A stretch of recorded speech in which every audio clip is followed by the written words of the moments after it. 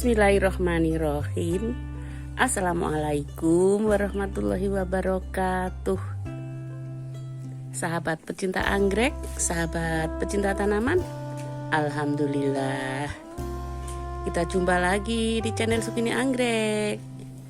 Sahabat-sahabat, apa kabar?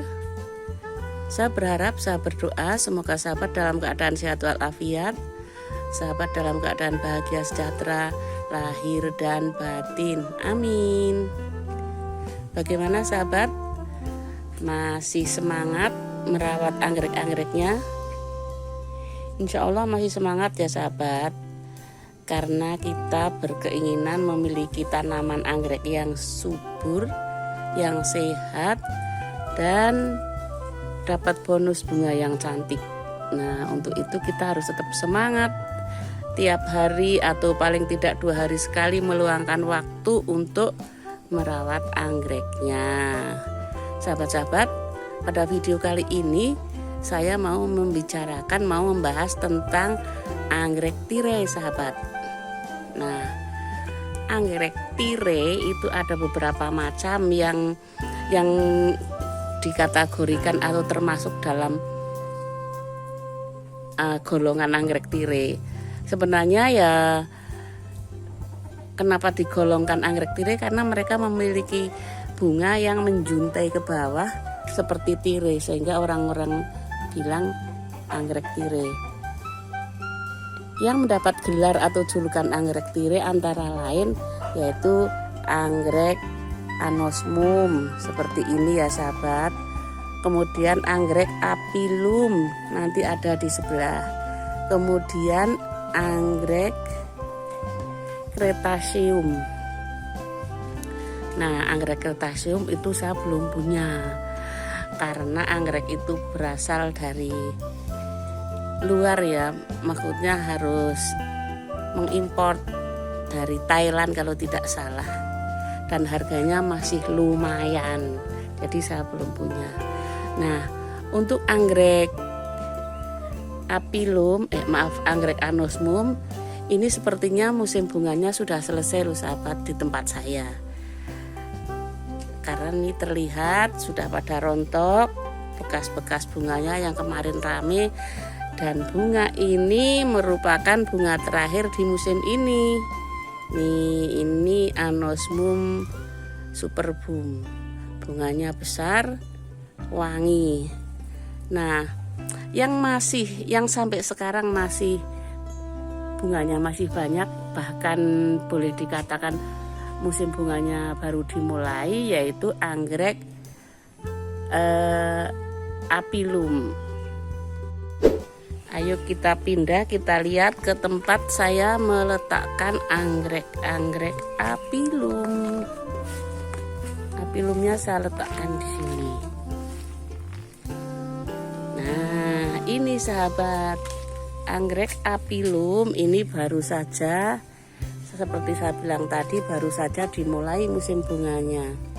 Nih, rame, beberapa sudah mulai mekar, dan masih banyak yang tuh masih knop tuh. Berarti insya Allah masih lama kita menikmati kecantikan apilumnya. Anggrek apilum memiliki aroma yang wangi, wanginya tapi wangi sop, tidak sewangi anosmum ya sahabat. Oh ya sahabat, kalau anggrek Cretaceum yang tadi saya bilang yang saya belum punya, bentuknya mirip ini sahabat, mirip anggrek apilum, cuma warnanya itu putih semua, putih. Kalau sepal petalnya mirip ini. Kalau ini kan putih, labellumnya putih, sepal petalnya pink ya. Kalau Cretaceum putih semua. Saya juga baru sebatas melihat di video. Saya belum pernah melihat langsung, karena kebetulan teman saya yang teman saya juga belum, maksudnya masih banyak yang belum memiliki anggrek Cretaceum tersebut, jadi saya belum lihat langsung tanaman dan bentuk bunganya seperti itu. Oh ya sahabat-sahabat, anggrek apilum ini dia anggrek spesi, sehingga untuk berbunganya juga musiman ya sahabat, terutama di awal-awal musim penghujan. Kalau di awal-awal musim penghujan, anggrek ini akan menyuguhkan bunga seperti itu. Kemudian anggrek apilum juga memiliki karakter, bila mau menumbuhkan bunganya, dia akan merontokkan daun-daunnya. Ini seperti ini. Kemarin ini daunnya masih banyak, ini tinggal sisa 2. Tapi saya lihat tuh, dia sedang mulai menumbuhkan spek. Tuh, sudah mulai mau berbunga. Spek-speknya sudah mulai muncul nih. Nah, karakternya memang seperti itu sahabat. Jadi daunnya ini rontok, kemudian muncul dari bekas daunnya itu muncul bunga seperti itu. Saya lanjutkan untuk perawatannya ya sahabat.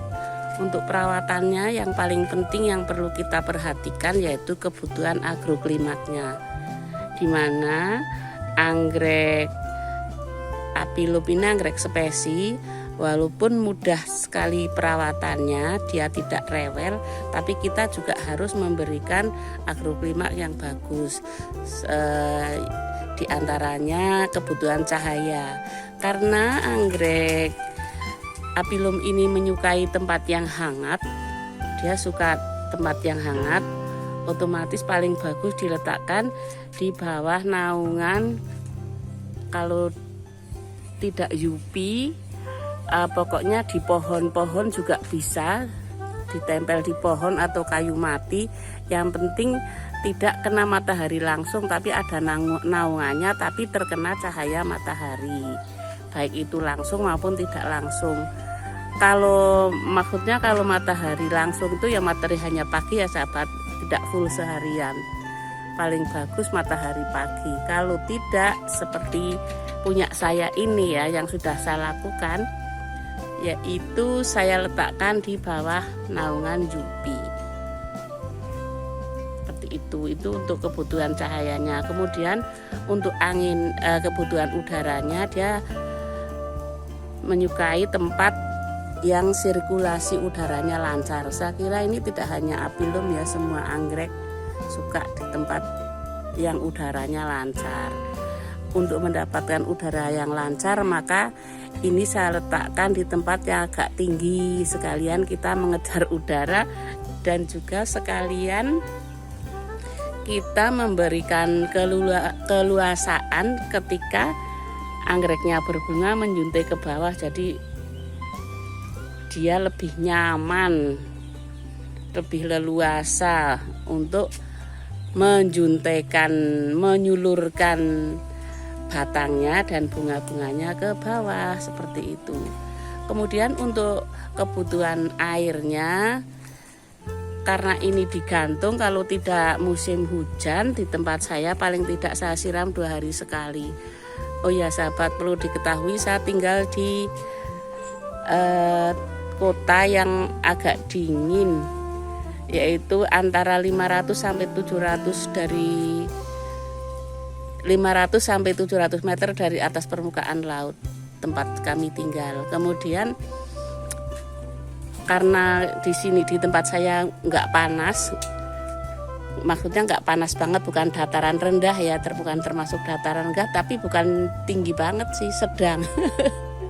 Nah, saya melakukannya atau memberikan kebutuhan airnya atau menyiramnya, saya lakukan 2 hari sekali. Kemudian untuk biar mempertahankan kelembapan, saya menanamnya menggunakan ini papan pakis, tapi saya lapisi dengan moss hitam. Kemudian ini juga sabut kelapa ya, tapi saya lapisi juga dengan moss hitam. Tujuannya untuk mempertahankan kelembapan. Tapi bila di musim hujan, karena kebetulan ini saya tempel di dinding ya, saya tempel di dinding paranet ya, dindingnya, karena ini rumah anggrek saya pinggirnya saya tutup dengan paranet.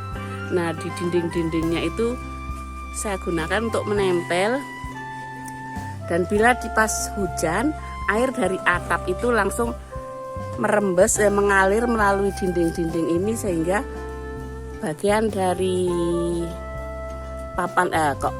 bagian dari media tanam anggrek apilum saya terkena air yang lumayan banyak, tapi tidak becek karena sebentar langsung airnya turun, tuntas istilahnya, karena tempatnya agak tinggi. Saya lanjutkan sahabat.